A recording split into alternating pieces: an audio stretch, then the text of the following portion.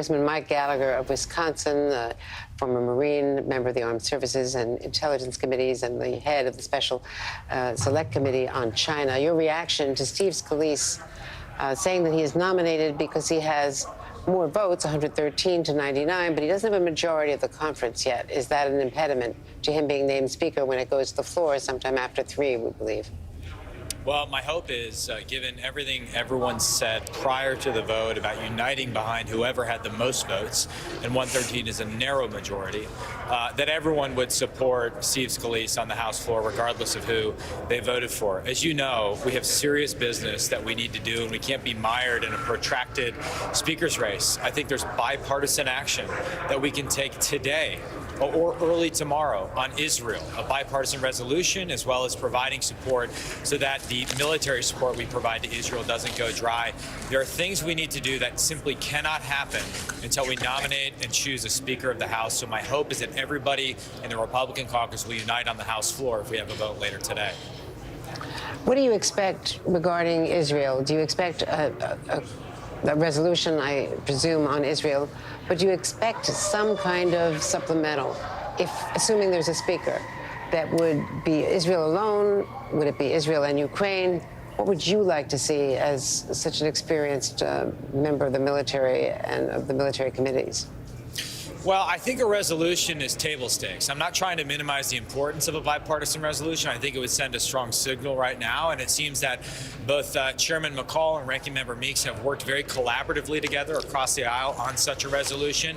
But I think we need to go beyond that. I think we have the momentum right now to treat Israel separately, to make sure that our War Reserve Stock for Allies program is sufficient, make sure that Iron Dome doesn't run dry. There's a variety of things we can provide to Israel in this time of need.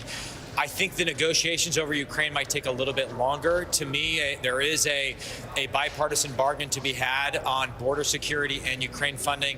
And then obviously the thing lurking in the background of all of this is funding for Taiwan, to make sure that we don't have a failure of deterrence in the Indo-Pacific. At the same time, we're seeing war break out in the Middle East, as well as an ongoing war in Europe.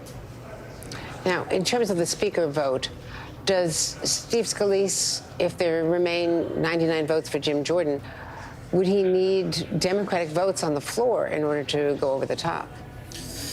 Yeah, if we have holdouts, it can be far less than 99. It can be 5 or 10, depending on how many members are present. If they choose not to vote for Steve Scalise, and if you assume no Democrats are going to vote for Steve Scalise, which I think is a safe assumption, then we'd have to try something different. My hope is my colleagues in the Republican caucus would unite behind the person that won the votes in our sort of secret ballot. But if that doesn't happen, then we're going to have to get creative. And I think the problem with that is then we waste further time that we need to be spending on doing work on these critical foreign policy issues as we see the deterioration of deterrence in various theaters around the world. In addition to providing support for our allies, we need to rearm ourselves. We still haven't passed the National Defense Authorization Act. We haven't passed the defense appropriation. We're running dangerously low on stockpiles that we need to maintain conventional and strategic deterrence globally, not just to deal with what's happening in Gaza, as well as what's happening in Ukraine.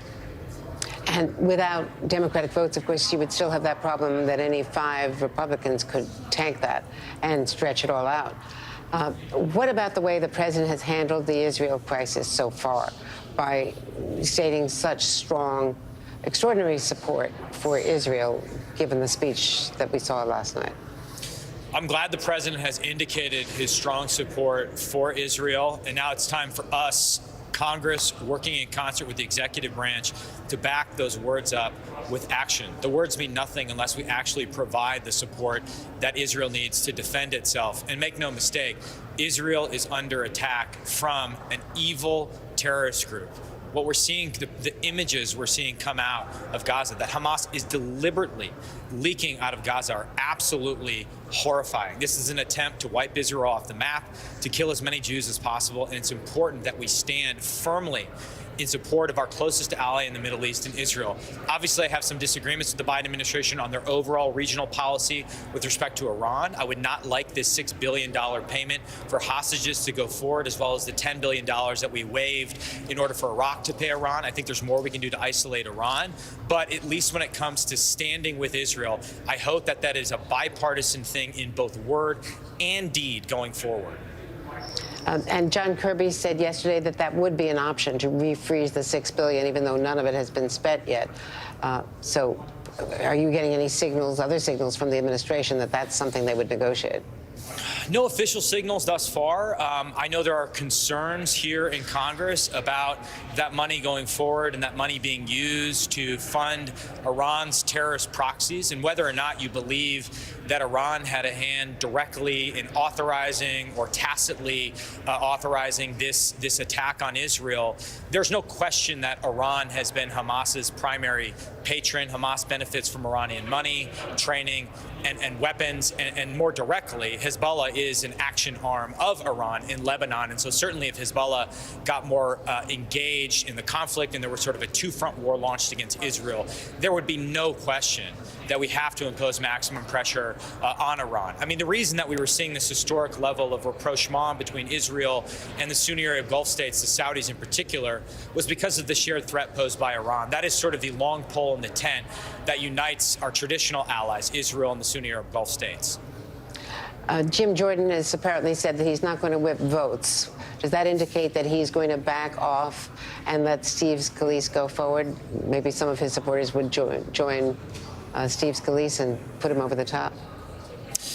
You know, honestly, I don't know. I think most of the people that supported Jim Jordan will vote for Steve Scalise on the floor and abide by the caucus rules or the caucus tradition.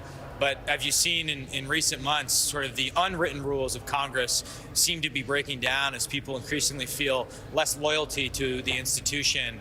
And so I worry that a small number of people could block the work that the House needs to do. We have a narrow majority. We have divided government.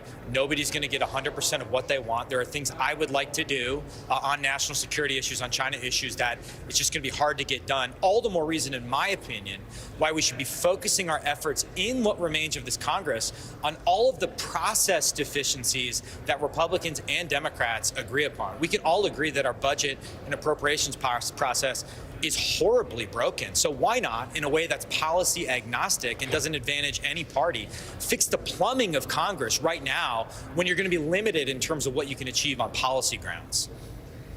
And just a quick question, was the motion to vacate brought up at all in the conference to do away with that, the one-person vote? We did talk about it in the conference. There were a lot of people, myself included, who feel like, given what we saw last week with the removal of the speaker for the first time in history, that we should raise the bar again for a motion to vacate. We did not take up a specific rule change. However, I think that's something that's going to have to be adjudicated going forward after we select a new speaker, because then the concern is you kind of go through this process every few months the minute 8 or so members get dissatisfied with the speaker. Congressman Gallagher, thanks so much for being with us. Our thanks to former Congressman Fred Upton, of course, Michael Steele, Ryan Nobles, and Ali Vitale for all of our coverage on this evolving story. And that does it for this hour.